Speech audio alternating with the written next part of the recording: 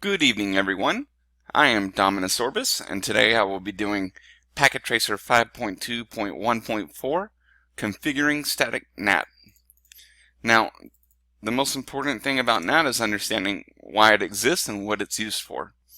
So basically, the pros. Why is NAT good? NAT stands for Network Address Translation, and what it does is conserves public address space and reduces admin overhead in managing add-ons, moves, and changes. Now, one of the cons or negative effects on the device performance, it takes more overhead to process the packet, security, risk, and mobility, and end-to-end connectivity, which we'll talk about a little bit later. Now, the short-term solution, it's only a short-term solution toward IPv6 implementation. So the current NAT IPv4 addresses, the current IPv4 addresses, it's like 4.3 billion, which we've already exceeded in like the year 2000 or something like that.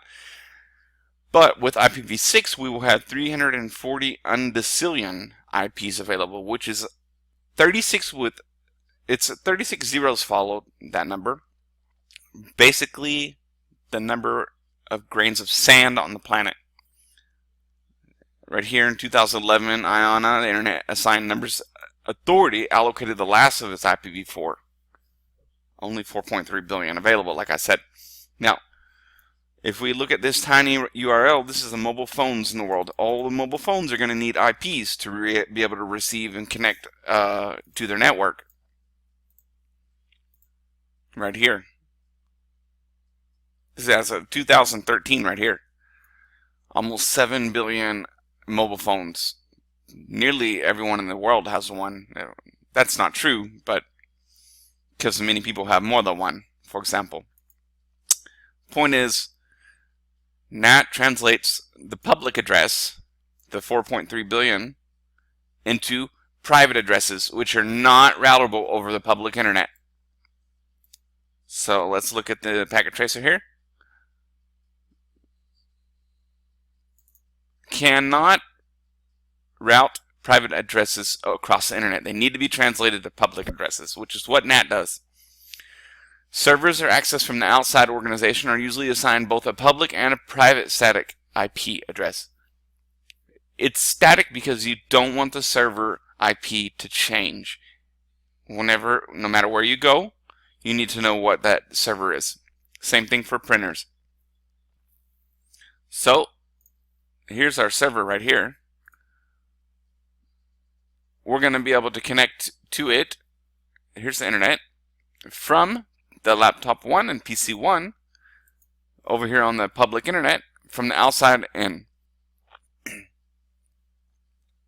Let's go ahead and do that.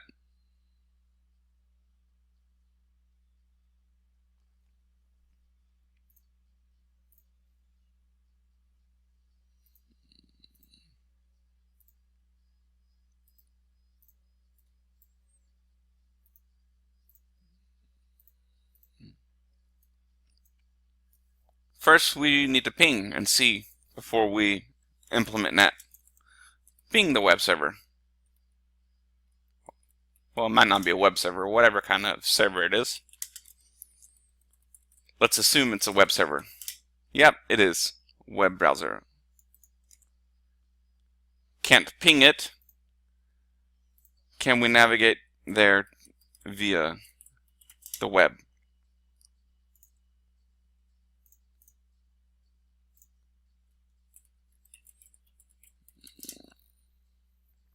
Notice how I don't get a host not resolved from a DNS message, rather request timeout. I don't have connectivity. PC1 should be able to ping router interface.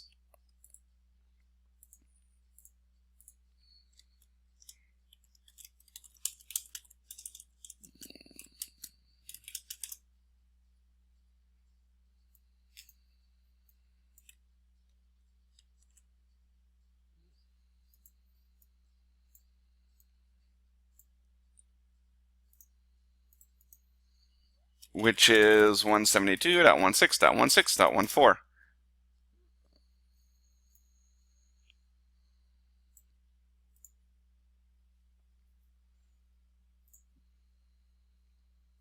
Oh, sorry.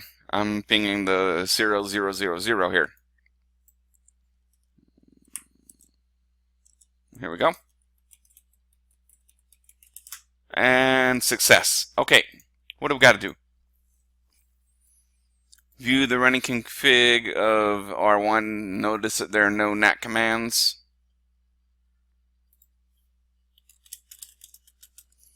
NAT will be down here after the last interface. No NAT commands. Verify the routing table does not contain entries referring to the IP addresses used by PC1 and L1.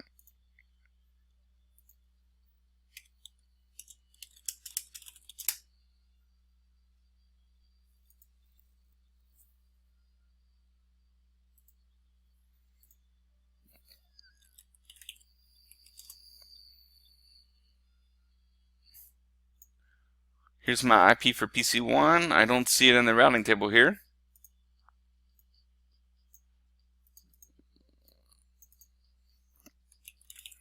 Here's my PC for L1. It's not in the routing table. Okay. Let's look what we next. Verify NAT is not being used by R1. Show IP NAT translations. Nothing. Show IP NAT statistics. If I could spell, there. Nothing. Create static NAT. Create static NAT translation to map server 1 inside address to outside address.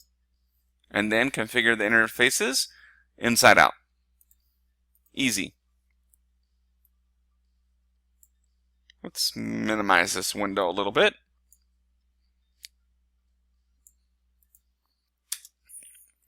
Here's my external network over here. Here's my local area network using private IPs. These are public IPs right here. I'm going to map this address here,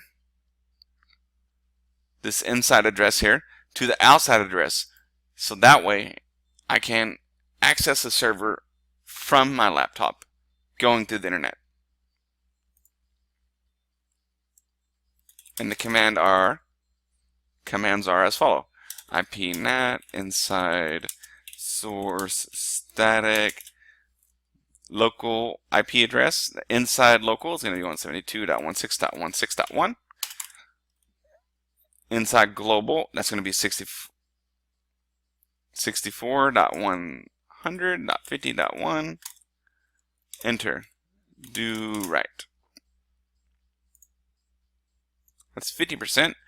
Now we need to configure the interfaces. Now on the NAT, we need to configure the interfaces as inside or out. All the interfaces facing the internet are outside. All the interfaces facing the internal network are inside. So the gigabit 00 is going to be inside, and the 0000 is going to be outside. And that should get us 100%. Now let's verify with our show run commands. Here it is, mapping this inside address, private address, to outside public address, statically.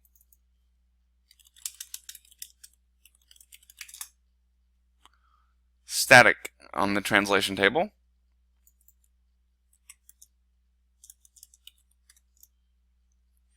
And statistics, 1 translation static.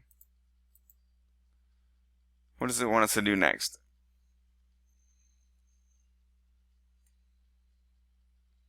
Do some pings.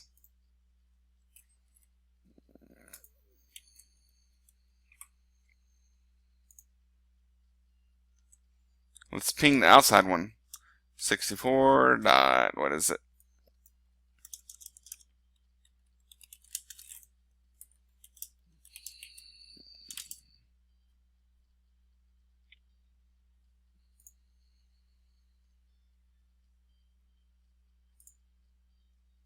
and I got success. PC1, same thing. Let's ping that outside address. And then let's go back and look at the R1 translations. The ICMP, Internet Control Message Protocol. Right here's the port number. Map. Here's how it maps. Inside global, that's that outside address right here. Inside local, that's where it's coming from. PC1 or L1. Outside local, that's the router address. And then the port number. And then outside global, it's the router address again. It is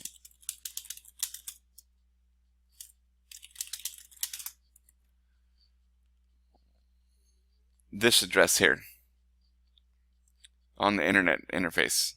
You can just do show CDP neighbor details right there. .129 Cisco 2900. Actually, it should be that.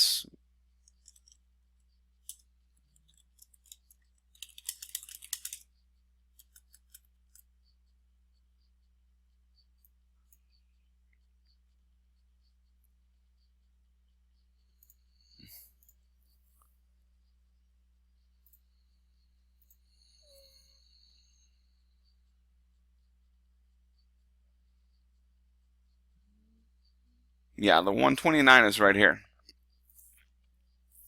So, let's go back to our statistics. That's the router interface on router 1, 000 serial. Okay, let's do a web browser now.